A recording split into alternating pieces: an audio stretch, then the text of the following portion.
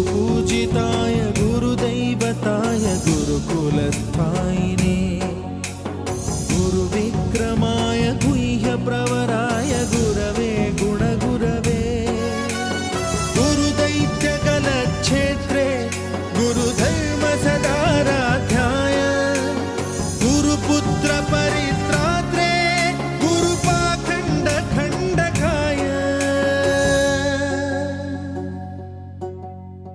गीतसाराय गीततत्त्वाय गीतगोत्राय धीमहि